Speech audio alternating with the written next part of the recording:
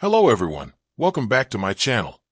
Before starting the video, please subscribe and keep watching for more details videos.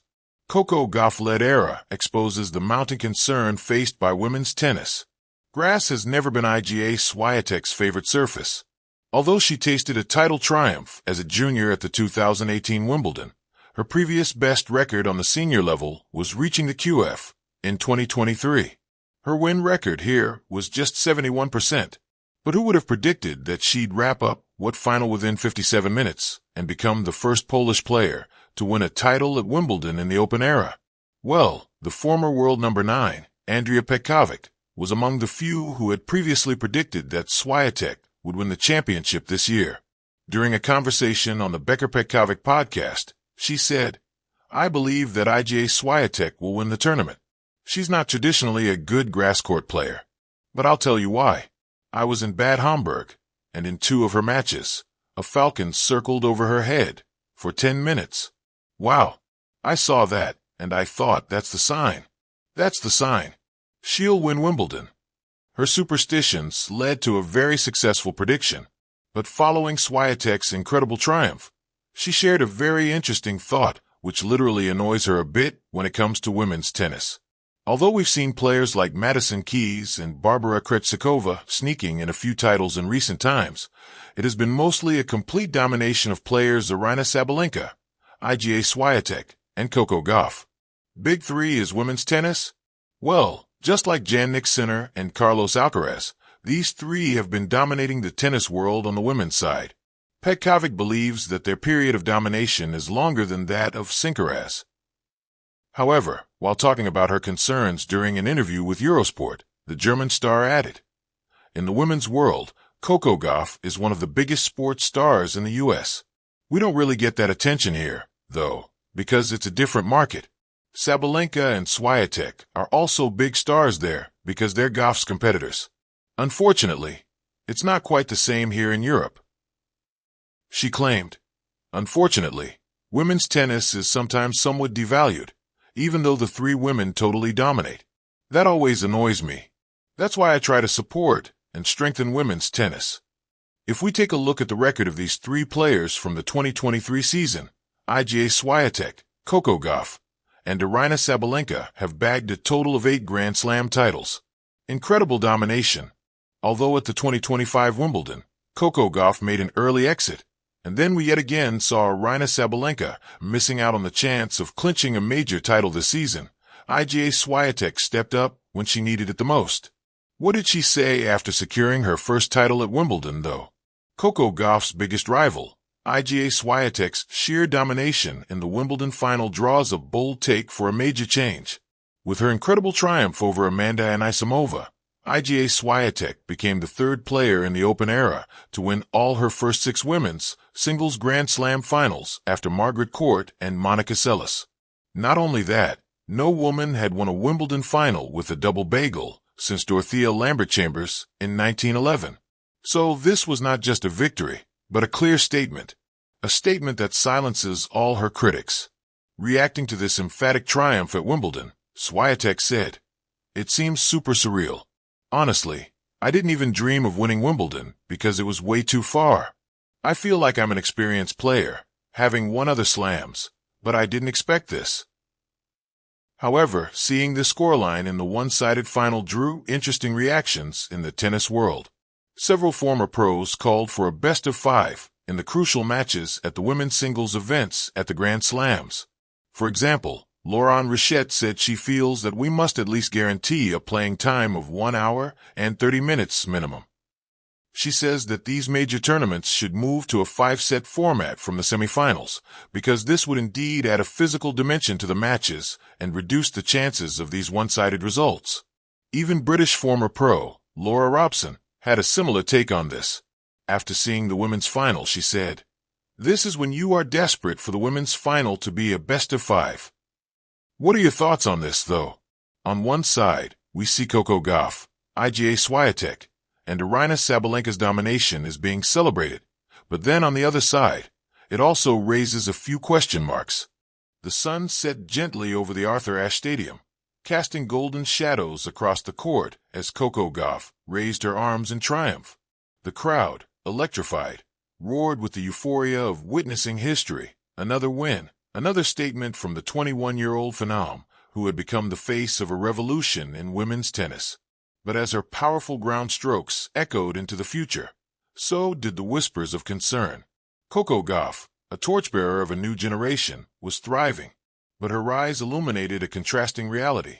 A women's tennis landscape growing increasingly dependent on fewer stars, riddled with inconsistency, and lacking the deep, magnetic rivalries that once held fans in awe. The Gauff glow, rising brilliance, heavy expectations. In Coco Gauff, tennis found what it longed for, a dynamic force with charisma, confidence, and competitive fire.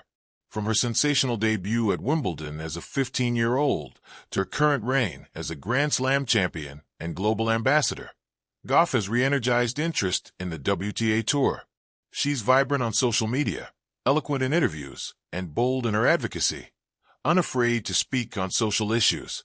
She is Serena's spiritual successor, not in mimicry, but in presence. But therein lies the paradox.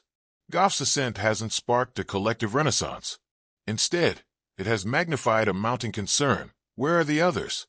Where is the pack that challenges, compliments, and elevates her stardom? Is the weight of women's tennis being placed on her shoulders alone? The vanishing depth, post-Serena vacuum. The retirement of Serena Williams left a void, not only of greatness, but of narrative. Women's tennis thrived during eras of rivalry. Graf versus Seles, the Williams sisters saga, Sharapova's tension-filled duels with Serena, and even the brief Venus Henning-Clijsters chapter. Today, Gauff's primary competition exists in fragments. Aryna Sabalenka is powerful but streaky. Iga Swiatek is dominant on clay but struggles to maintain consistency across surfaces. Elena Rybakina has Wimbledon brilliance, but is often absent from key stretches.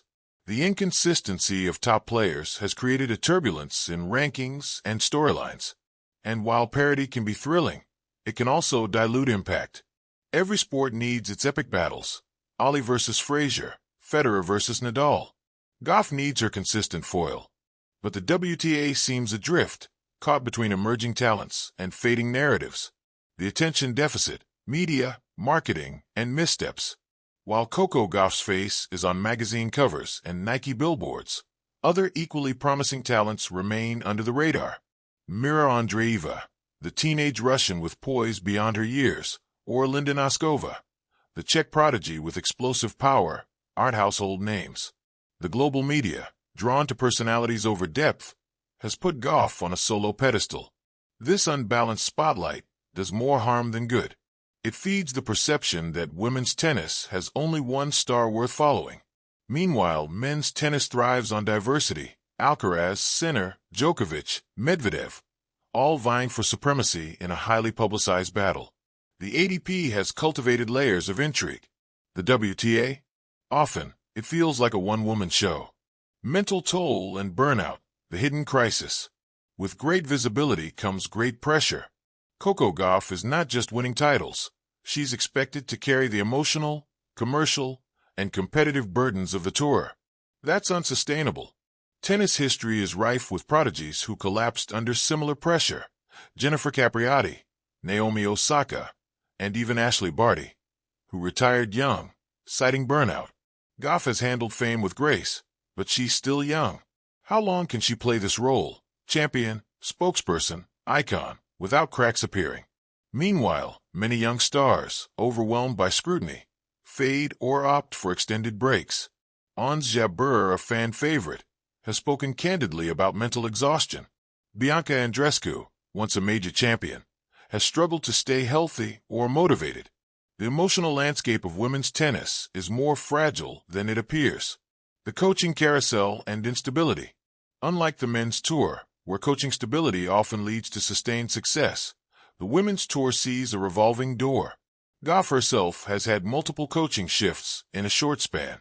While that isn't always negative, it reflects a deeper issue, a lack of long-term developmental planning. This instability trickles down to junior programs, federation support, and player longevity. Promising players rise fast, peak early, and burn out before their prime. The result? A constantly rotating cast of quarterfinalists with no consistent character arc. The Serena standard, unfair comparison. Perhaps the biggest concern isn't just the structure of the WTA, but the shadow it operates in. Serena Williams redefined dominance, but her success set an almost unattainable standard for those who followed.